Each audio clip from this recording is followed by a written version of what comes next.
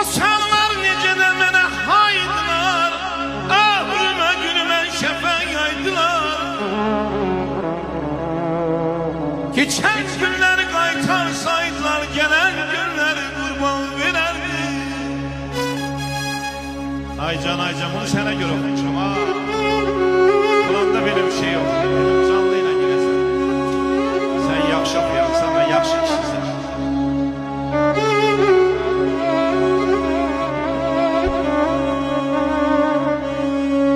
Mən bahar bülbülüyəm, xəzan nə lazımdır mənə.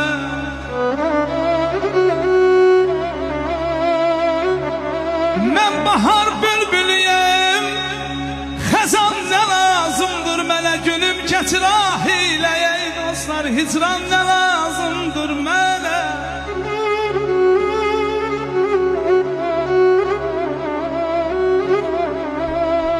Zülmündən gələn götür, qorxutma zindanla məni, qorxutma zindanla məni.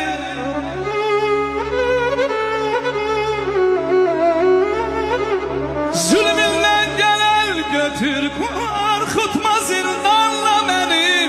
Ey zalim, mən karıl dustadıyam, zindan nə lazımdır mənə.